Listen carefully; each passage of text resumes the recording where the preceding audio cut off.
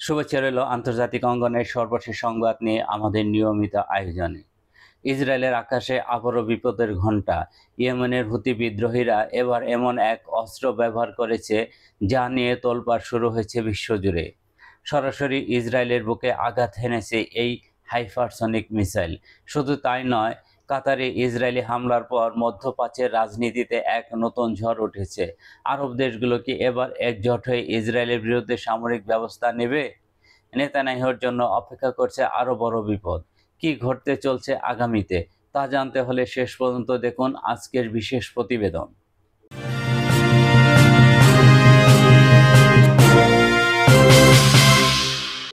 শুভ সন্ধ্যা। Digital news টিভির পর্দায় আপনাদের স্বাগত। আজ আমরা এমন এক উত্তেজনাকর পরিস্থিতির দিকে নজর রাখব যা মধ্যপ্রাচ্যের ভবিষ্যৎ নির্ধারণ করে দিতে পারে। শনিবার ইয়েমেনের আনসারুল্লাহ মুভমেন্ট সমর্থিত সশস্ত্র বাহিনী ঘোষণা করে যে তারা ইসরায়েলের অত্যন্ত সংবেদনশীল কিছু স্থাপনায় আবারও ক্ষেপণাস্ত্র হামলা চালিয়েছে। এই হামলাকে তারা গাজায় চলমান যুদ্ধ এবং ইয়েমেনে ইসরায়েলি বিমান হামলার প্রতিশোধ হিসাবে উল্লেখ করেছেন।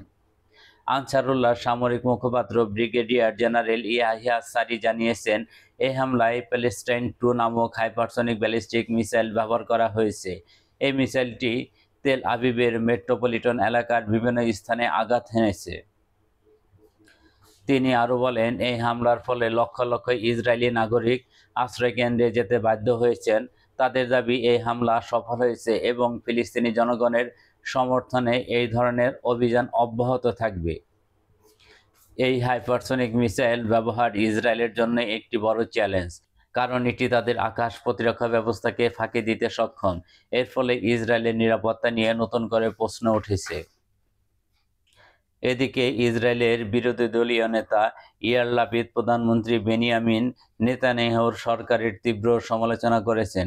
তিনি বলেছেন, নেতানিয়াহুর ভুল নীতির কারণে ইসরায়েল আন্তর্জাতিকভাবে একঘরে হয়ে পড়েছে।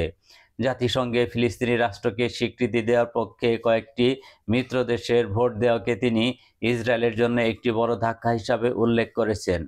লাপিদ হুঁশিয়ার দিয়ে বলেছেন, এই সরকারকে এখনই বদলাতে হবে, নইলে ইসরায়েলের ভবিষ্যৎ অনিশ্চিত হয়ে পড়বে।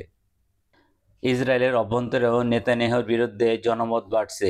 সম্প্রতি এক জরিপে দেখা গেছে, তাদের প্রায় 85% ইসরায়েলি মনে করেন তাদের দেশ এখন বিশ্বে কম সম্মানিত।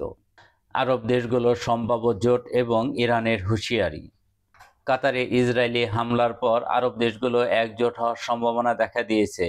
মিশরের পক্ষ থেকে একটি যৌথ আরব বাহিনী গঠনের প্রস্তাব দেওয়া হয়েছে।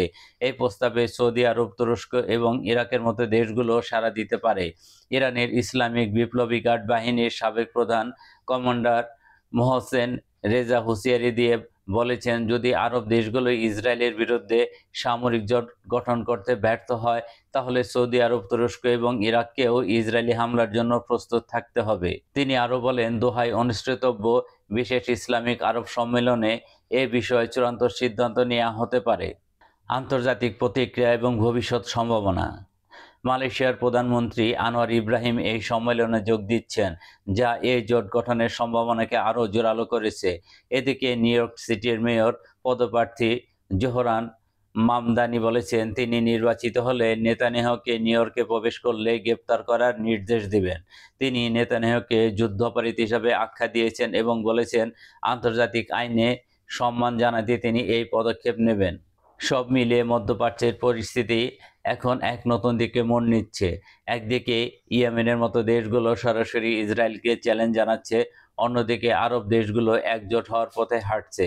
ইসরায়েল কি পারবে এই বহুমুখী চাপ সামলাতে, নাকি মধ্যপ্রাচ্যের মানচিত্রে আসছে বড় কোনো পরিবর্তন? সময় বলে দিবে এর উত্তর। আমাদের সঙ্গে থাকুন। ধন্যবাদ।